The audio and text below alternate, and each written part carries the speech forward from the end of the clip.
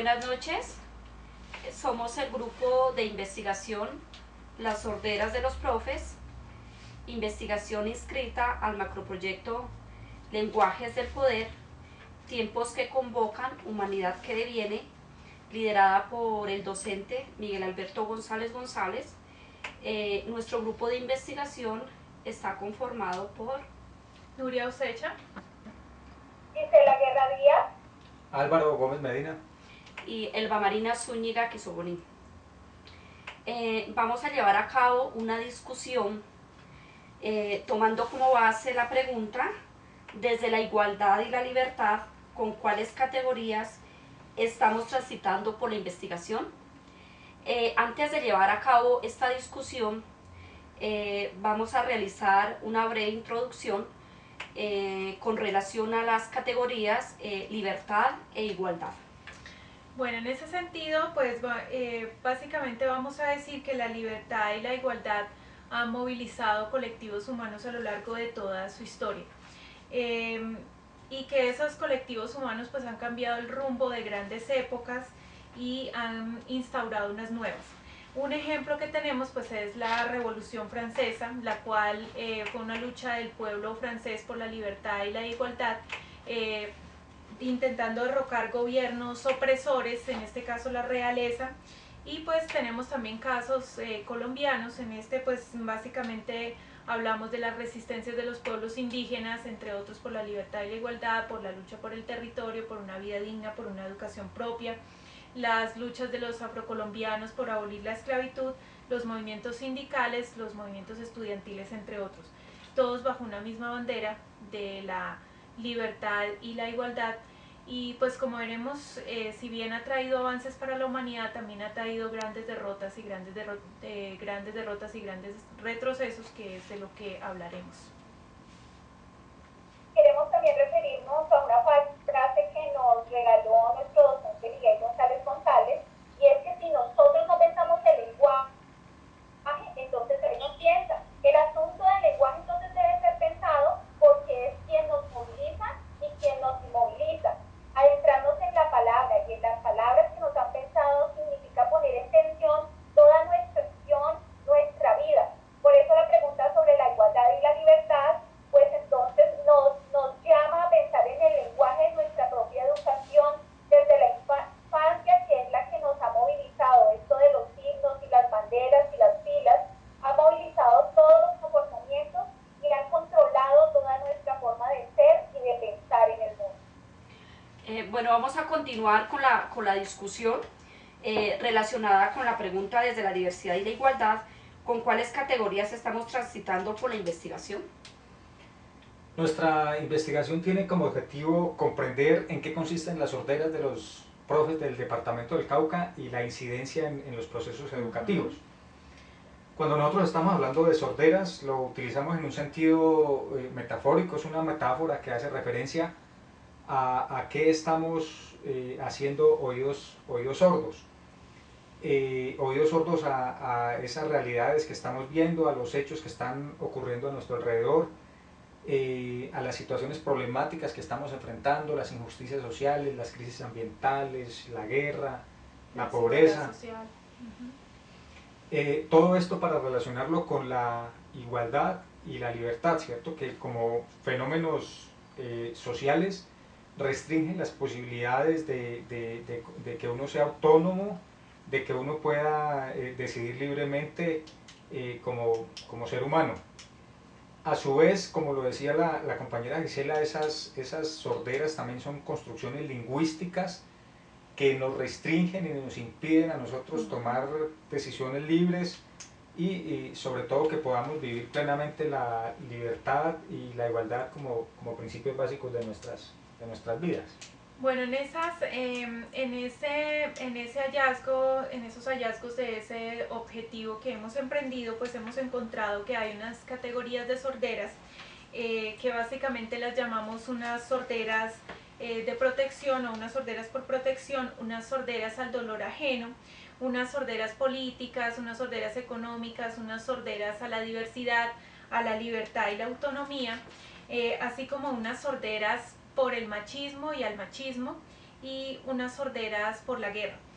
Consideramos que todas ellas son una consecuencia de las estructuras de poder de un sistema económico y político capitalista organizado bajo jerarquías, bajo una estructura vertical y una estructura de clases sociales, donde unas minorías ejercen poder sobre unas amplias mayorías, y que en ese sentido pues las sorderas deben contextualizarse como un resultado de esas estructuras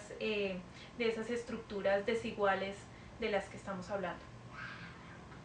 Todas estas categorías de sorderas tienen sus orígenes en nuestra infancia y se han ido desarrollando a lo largo de la adolescencia hasta la edad adulta, y se han encargado de seguir perpetuando y de reproducir el poder y sus lenguajes. Así, por ejemplo, tenemos las sorderas de protección o sorderas defensivas evasivas, que las podemos considerar como unas sorderas psíquicas en las cuales hemos desarrollado un mecanismo de defensa, la cual nos ha resguardado del insoportable tono alto de los diferentes poderes, de la presión, del rechazo, desde nuestra infancia de las enfermedades, y nos ha generado muchísimos miedos. Yo leía en sus autobiografías que alguna de ustedes mencionaba el miedo al coco y otros miedos, ¿cierto? E indudablemente todos esos miedos son los que nos han hecho ser lo que hoy somos, ¿cierto? Allí también tenemos los miedos que nos involucra la religión, porque desde pequeños nos están diciendo no hagas tal cosa porque vas a recibir un determinado castigo, y eso es lo que nosotros, digamos, hemos cosechado desde nuestra infancia. Efectivamente, sí, una de las instituciones que nos ha cohibido de vivir una vida libre es la religión. Por ese temor a un Dios castigador hace que nuestras vidas se conviertan en una cárcel, en algo de lo cual no le tememos salir de lo cotidiano. Nos da miedo hacer muchas cosas porque pensamos que Dios nos va a castigar. Y eso hace que nuestra vida vivamos con esos miedos y esos temores de actuar libremente. Y yo agregaría finalmente pues que desde mi experiencia personal tuve un temor muy grande en la primaria por una estructura represiva, una escuela tradicional represiva, con una experiencia con una docente que era de un carácter autoritario, y que en ese sentido pues desarrollé esa sordera por protección como una forma de evadir esos miedos que se me engendraron desde la infancia y que se vinieron perpetuando hasta la edad adulta. Y también quería agregar pues que la sordera por protección también permea la cultura, permea las estructuras de poder, permea el Estado, y que genera sociedades llenas de miedo. De esta manera, por todos los fenómenos que han nombrado mis compañeros, podemos decir que en nuestro ser se desvanece la capacidad de asombro, puesto que todo lo humano trae consigo sufrimiento, dolor y angustia. Entonces, para esconder y para ocultar estas muestras de humanidad, desarrollamos estas sorderas de protección. Bien, además de la sordera que mencionaba Gisela, pues hablaré de una sordera a la libertad y a la autonomía. Y en ese sentido, pues parto del hecho de que hay una estructura autoritaria, que nuestro poder es un poder autoritario y que eso se refleja en las diferentes instituciones por las cuales transitamos desde la infancia, y que lógicamente ahí está incluidas las instituciones educativas. Estas figuras o estas estructuras autoritarias forman sujetos obedientes y sumisos que terminan dependiendo de unas minorías que son las que nos dicen cómo actuar y cómo movilizarnos y cómo entendernos en este mundo. También a eso hay que añadir que la democracia y la libertad, que son principios que nosotros hablamos todo el tiempo en los contextos educativos, en el aula, en las formaciones, en los discursos, pues son unas categorías que están permeadas por muchos lenguajes eufemísticos, por muchos engaños, y estas hacen que maquillemos la realidad, una realidad que es cruda, una realidad que es cruel, y que al ser interiorizadas esas falacias de la democracia y la libertad en los sujetos, pues ellos terminan asimilándolas y viendo el mundo pues de la manera en que el poder quiere que lo veamos, y pues que generan en ese sentido unas sorderas a esa realidad de cautiverio en que estamos atrapados. En relación a esa sordera a la libertad, autonomía, ¿cierto? Yo les preguntaría a ustedes, o sea, como docentes, ¿qué tan dispuestos estamos nosotros a ceder para que el estudiante tenga mayor libertad y tenga mayor autonomía, ¿no? Cuando sabemos pues que nos gusta mantener el poder y las estructuras. Ahí pienso que si algún docente hiciera eso, nosotros no estamos en capacidad de llevar a cabo esa libertad que nos dé ese docente, porque siempre estamos acostumbrados a que los otros nos digan qué hacer, cómo hacer las cosas, piensen por nosotros. Entonces pienso que si en algún momento algún docente como estudiante nos da esa posibilidad, nos cuesta mucho hacer útil esa oportunidad o llevarla a la práctica. Sí.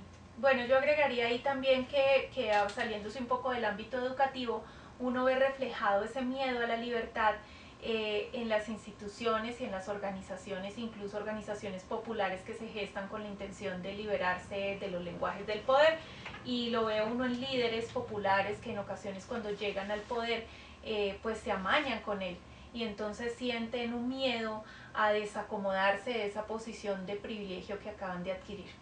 Sí, esa parte es complicada. Como lo hemos dicho antes, pues nosotros pertenecemos a una sociedad carcelaria. Entonces nos hemos inventado las series de instituciones en todos los ámbitos, en los políticos, en los económicos, nuestras mismas casas son nuestras mismas familias, son esas instituciones y las mismas instituciones educativas, las cuales aportan como la solución, entre comillas, para los problemas de la humanidad. Y realmente lo que estamos haciendo es encarcelarnos y poner esa libertad tan limitada. Bueno, otra de las categorías que está transitando desde la igualdad y la libertad es la sordera a la diversidad.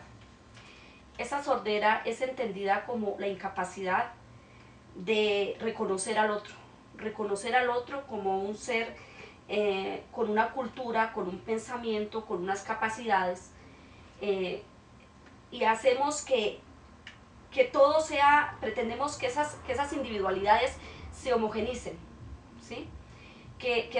No les validamos esas individualidades a las personas, sino que es más fácil homogenizar porque así logramos que esa mayoría, todos piensen y todos actúen de igual manera o muy parecido. Con relación a lo educativo, nos damos cuenta que los currículos, prácticas educativas, están diseñadas para estudiantes homogéneos, como si todos fueran iguales.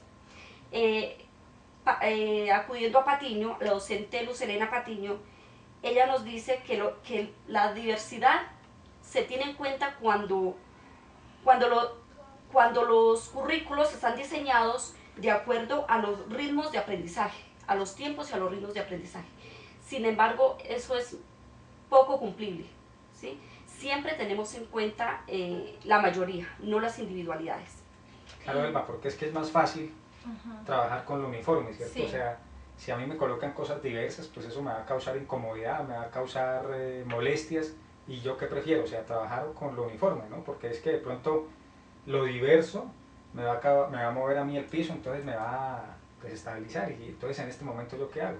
Sí, yo agregaría ahí también que nuestro sistema de dominación está preparado para excluir la diversidad y para excluir al otro, más allá de los discursos bonitos que recientemente nos han vendido, entre ellos el de la Constitución del 91, pues lo que vemos es que el Estado es un Estado represor, es un Estado excluyente contra toda forma de pensamiento diferente que considere que pone en riesgo al poder establecido. Claro, desde nuestra educación, nosotros con esa universalización de la educación no estamos preparados para esa inclusión y no es posible porque tampoco existen las condiciones económicas ni tampoco existen las condiciones sociales. Si uno va a una aula de clase, por ejemplo aquí en Bogotá, vimos dando clases a 40 estudiantes, que no es simplemente el querer o no querer del docente, sino que realmente las condiciones no están dispuestas, ni siquiera la estructura física pesar de la ley, ¿no? La ley escrita, pero lo que decía Elma, o sea, Otra falacia. ¿cuál es la situación real allí? No existen, los profesionales están ahí, pero no se contratan los suficientes tampoco. Sí, bueno. ¿Algo más? Sí, ¿dirías algo más o yo pasaría a la sordera política? Sigo con la economía. Ok. Otra de las sorderas que encontramos en el proyecto es la sordera económica. Estamos nosotros hablando de dos palabras, partimos, ¿no? Libertad e igualdad. Libertad e igualdad. Y algo que surgió hace mucho tiempo fue el concepto de libertad económica, promulgado pues por el liberalismo económico ya de Smith, que está muy de moda ahora con la globalización y la apertura de mercados y que ahora se ha retomado mucho. Pero entonces esa libertad económica, ¿para quién, cierto? Entonces allí es cuando la sordera nos hace pensar respecto del consumismo, respecto de ese mercado que aparentemente nos vende la opción de estar libres comprando muchas cosas, ¿no? Pero cuando es de repente lo contrario, tenemos una cantidad de necesidades creadas, nos están volviendo más dependientes de ese mercado, y nosotros hacemos oídos sordos, ¿cierto? O sea, no analizamos bien qué es lo que nos están vendiendo tras esa cantidad de símbolos, de mercancías y de lenguajes, ¿no? Que y de lemas, ¿no? nos están envolviendo mucho hacia esa parte. Decía el texto que leímos de Eric Fromm que la moneda, ¿cierto? El dinero nos está a nosotros igualando, ¿no? Siendo eso una falacia, porque si usted tiene dinero, usted tiene dinero, usted tiene dinero, pues de pronto vamos a estar iguales, pero pues en el trasfondo, ¿qué implica eso? Es una igualdad, él habla más que todo de una igualdad entre comillas, ¿no? Es una igualdad basada pues en lo monetario y es un juego de intereses ahí del gobierno y del Estado, de hacernos creer en unas falsas ideas de libertad y de igualdad, que en últimas pues nos hacen sujetos del mercado, sujetos del consumismo, y en últimas unas sociedades carcelarias, como lo mencionaba ahora la compañera Gisela. El mercado siempre nos ha aturdido con esa serie de elementos, ¿no? Al igual que los medios de comunicación. Sí. Y la publicidad. Sí, ahí Débora nos habla de que los espectáculos nos tienen entretenidos, y eso hace que no pensemos nuestra verdadera realidad, que no analicemos nuestra situación de vida, ¿sí? Que vivamos soñando con lo que nos venden los medios de comunicación. Y ya que tocaste, ¿ibas a decir algo? Sí, que simplemente la libertad se ha limitado como a escoger entre 4 o 5 marcas de qué producto vas a comprar. Pero eso no lo venden como libertad, ¿no? Terminando con esta frase de Bustamante: el espíritu de la globalización insiste en el fin de la utopía y por medio de sus pregoneros trata de convencernos de la imposibilidad de construir un mundo diferente al de los sueños del mercado. Bien, con ese cierre pasamos a las sorderas políticas. En este sentido, pues nosotros analizábamos en el colectivo, cuando estábamos ya en los análisis colectivos de nuestra investigación, pues que hay una dificultad muy grande en Colombia, y esa dificultad está sobre todo marcada en las nuevas generaciones, en los jóvenes, para tomar posiciones políticas, posiciones ideológicas y para poder tomar decisiones frente al poder. Veíamos que hay una apatía, que hay un rechazo, que hay una indiferencia, y nosotros nos preguntábamos por qué esa apatía, por qué esa indiferencia, por qué ese rechazo, y llegábamos a la conclusión que nuevamente esta sordera hace parte de esas estructuras de poder que están desde los modelos de crianza de la familia, donde se nos enseña pues a vivir como sujetos sometidos, como sujetos obedientes, pero también hay un contexto educativo y hay unas instituciones del Estado que nos están reprimiendo permanentemente esas libertades políticas, aunque entre comillas hagamos parte de unas supuestas democracias que le dan libertad al sujeto para decidir en lo político, y sin embargo lo que vemos es lo contrario. Hay una represión muy fuerte contra la libertad de pensamiento y contra las libertades políticas. Allí vuelve el juego de las falacias, ¿no? Y del lenguaje utilizado. O sea, vivimos en una democracia, pero en el fondo pues sabemos que solamente son unas pocas élites las que disfrutan de esa las que democracia. disfrutan y nos hacen elegir de entre ellos. Sí, toda una serie de consecuencias que ha traído el no tener como una posición política, ¿no? Con relación a lo educativo, es por ello que nuestras prácticas quizás son diseñadas o nuestros currículos son diseñados por gente totalmente ajena a lo educativo. O muchas de las políticas educativas no son diseñadas directamente por docentes, desde la educación, sino por instituciones externas a ello. Entonces es por eso que quizá vamos como por un lado muy diferente a lo que realmente es la realidad educativa en lo que se requiere para la educación en nuestro país. Claro, y en ese sentido también nos hemos dado cuenta que en nuestras historias de vida, cómo muere el sujeto político que hay en nosotros, sí. Y la necesidad desde nuestro rol de docentes, cómo debemos de actuar y de participar como sujetos políticos y que nuestra actuación llegue a los estudiantes para movilizarlos, para hacerlos sentir esta diferencia entre conocer y no conocer realmente las políticas y lo que nos han infundado. Y claro, o sea, y se pierde el sujeto político en el docente, ¿no? Y con toda esa fuerza que podría tener un movimiento de todos los docentes del Cauca y de Colombia, bien articulados y con unas concepciones muy claras, pues, para transformación pues, de la sociedad, ¿no? Pero en ese punto estamos un poco perdidos. Bien, ¿quién sigue? Bueno, también dentro de las categorías de sorderas que nosotros estudiamos, encontramos las sorderas al dolor ajeno. Esta sordera, pues, nos crea una sensación frustrante porque en ella el sujeto, o sea, nosotros como sujetos somos conscientes de la necesidad, somos conscientes del dolor, del sufrimiento, de todos los problemas de la humanidad y del entorno, y sentimos la necesidad de hacer algo por estos sucesos, pero no tenemos fuerzas para hacer algo. Finalmente no logramos hacer absolutamente nada, o en el mejor de los casos, pues se logra hacer algo, pero es muy poco.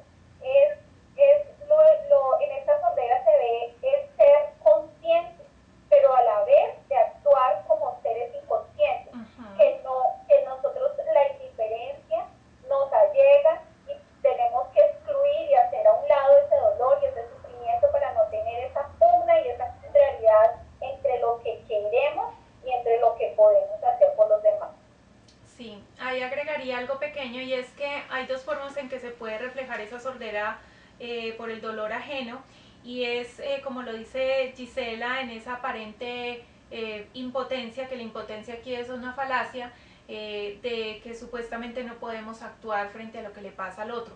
Pero también puede suceder que hay una realmente indolencia frente a la realidad del otro, y esa indolencia puede deberse en parte por una posición acomodada, ¿sí? Nos importa defender nuestros intereses particulares, nos interesa nuestra comodidad y no nos dedicamos o no nos detenemos a ver cómo está viviendo el otro para no desacomodarnos, y eso hace parte lógicamente de la lógica, valga la redundancia, del sistema capitalista que nos ha enseñado a pensar así. Pero en parte también es causa de la educación que recibimos desde las diferentes instituciones, como seres individualistas, y nos formamos egoístas, como que todo lo queremos para nosotros.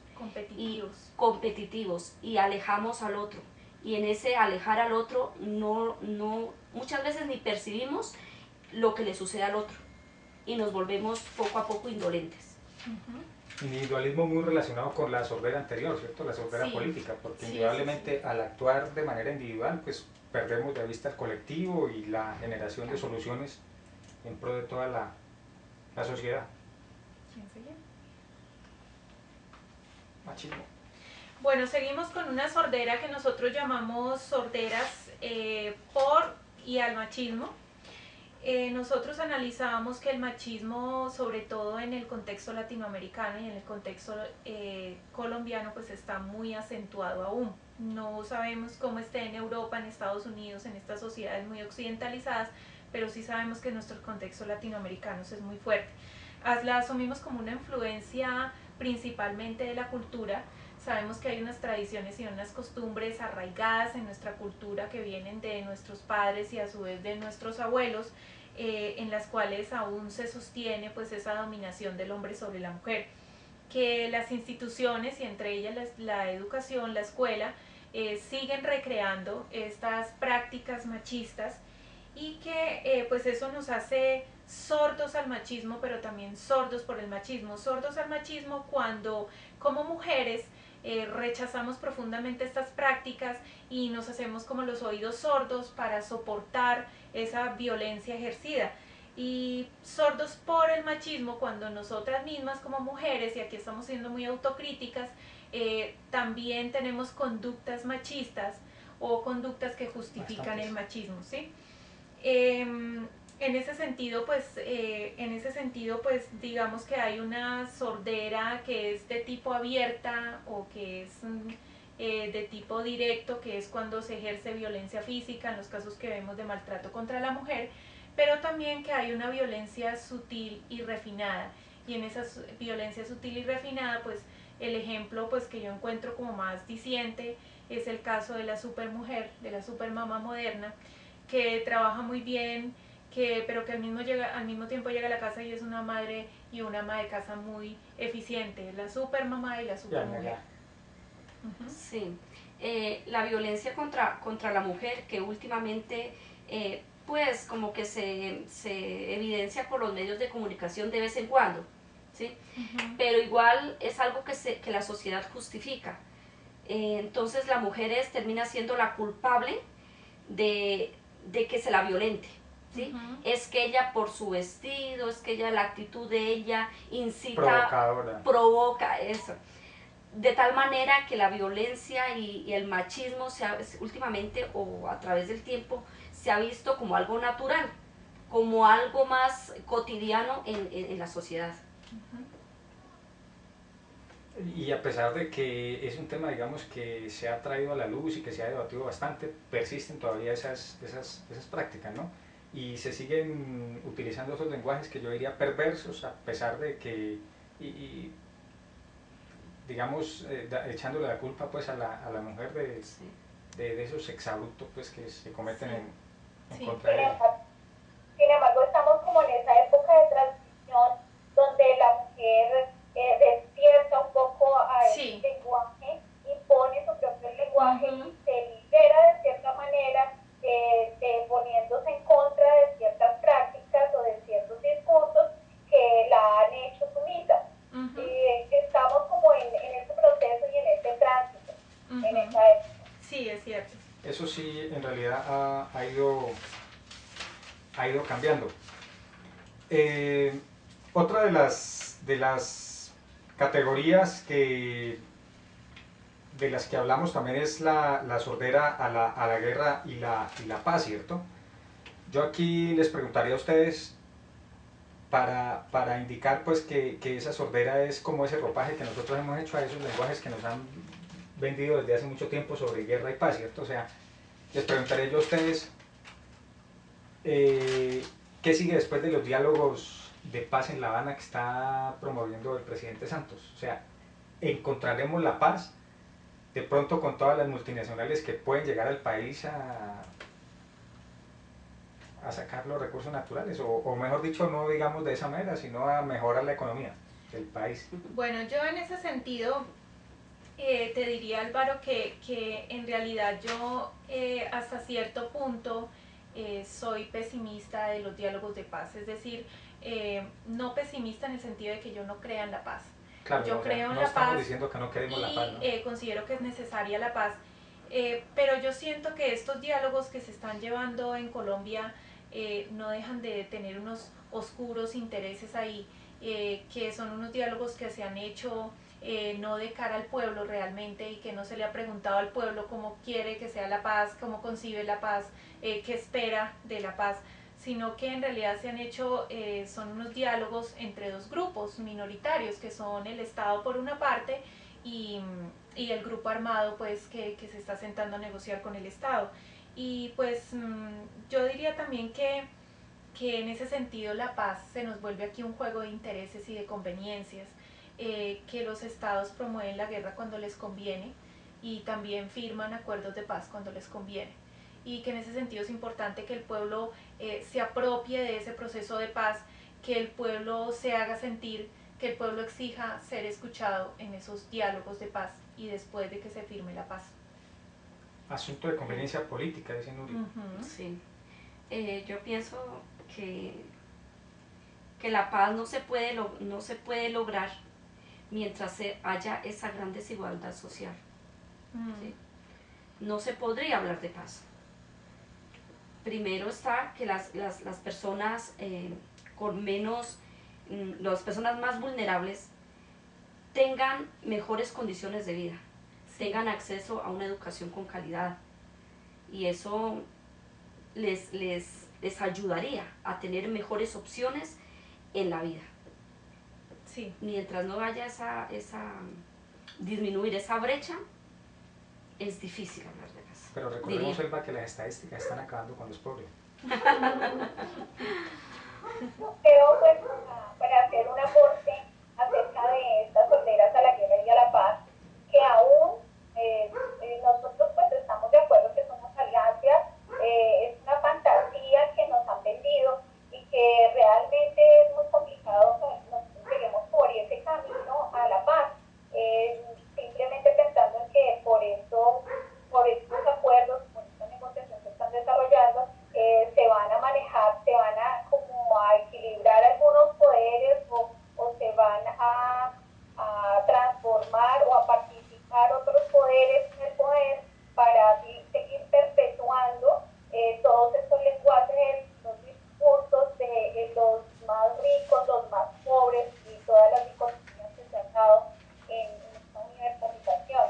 Esta semana tuvimos una actividad, un día que celebramos aquí en Bogotá sobre el Día de la Paz, y para los niños, para los adolescentes de hoy, aún ellos creen en que esto no tiene sentido y lo toman como una actividad más, como una cartelera más, como un trabajo más, y no encuentran ese sentido y ese significado a la paz en sus propias vidas.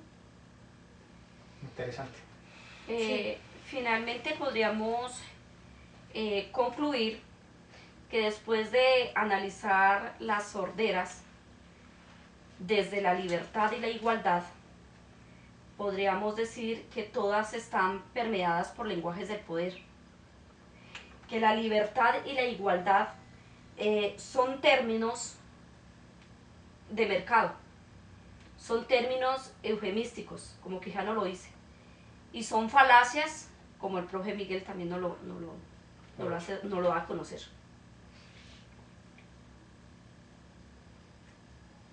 ¿Alguna conclusión, Kisi? Bueno, yo puedo decir, o todos podemos pensar en que los hombres a veces simplemente estamos, y digo que estamos porque existimos, pero en ese estado de indiferencia, en ese estado de sordera, nosotros somos muy limitados, porque tenemos oídos y no escuchamos, con ojos y no vemos, tenemos todos los sentidos y no somos capaces de decir. Entonces yo evoco al Ramsés de la película Hombre mirando al sudeste, cuando él dice que muchos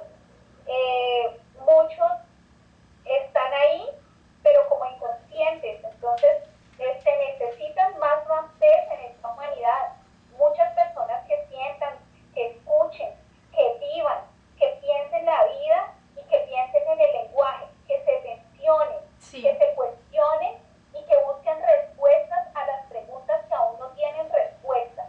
Este mundo necesita de humanos y no de seres normales y comunes y corrientes, sino seres anormales que realmente se preocupen por el otro, que piensen en el otro y que no busquen matar.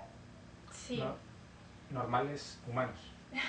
A eso agregaría yo también pues que estas categorías de la libertad y la igualdad han inspirado generaciones por muchos años. Sin embargo, pues hoy están tan, digámoslo así, tan prostituidas, tan tergiversadas, tan desdibujadas desde los lenguajes del poder, que es preciso pensarnos unas nuevas categorías, como lo invitaba en alguna lectura González, repensarnos, resignificar esas categorías, y yo le agregaría que pues además de repensarlas y resignificarlas, también es preciso que nosotros empecemos a gestar una lucha pacífica, si ese es el caso, una lucha pacífica por desmoronar, por desbaratar esas estructuras verticales, jerárquicas, homogenizadoras y de hegemonías en las cuales estamos viviendo, porque con esas estructuras de poder es muy complicado realmente hablar de igualdad o de libertad, y que así sean las categorías que vengan, pues siempre van a estar con una tranca o con un obstáculo en esos sistemas de poder. De alguna manera, la investigación sobre las sorderas ha sido como una búsqueda de libertad para todos nosotros, ¿no? O sea, ha sido como auscultar, mirar en el fondo de nosotros qué era que teníamos por allá de pronto escondidos, cuáles eran esos miedos, como de seguirnos conociendo, como que ese pensar en esas sorderas nos libere un poco, como de volver a pensarse a uno mismo, ¿cierto? Entonces ese es como un pequeño avance hacia la búsqueda Sí. de nuestra propia libertad. La película que observamos de la educación prohibida nos decía que el principio básico de todo cambio es cuestionar lo que uno cree, ¿cierto? Pero que eso nos da miedo, o sea, cuestionar lo que nosotros creemos. Pensamos o creemos, sí. Entonces, que en algún cierto sentido nosotros tenemos que morir figurativamente para volver a hacer las cosas mejores. Sí. Y de pronto la investigación de las sorderas es eso, ¿no? O sea, es cambiar un poco, dejar morir, sí, y volver a renacer sobre esos encuentros que nosotros hemos tenido allí desde esas autobiografías. Renacer desde esas cenizas. ¿Alguna otra opinión, compañeras?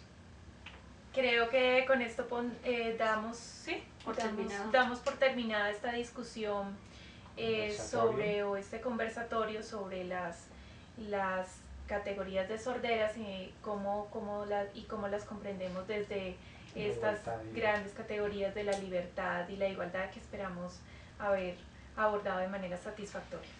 Muchísimas gracias a ustedes. Muchas gracias. Muchas gracias por los Compañeros. conocimientos.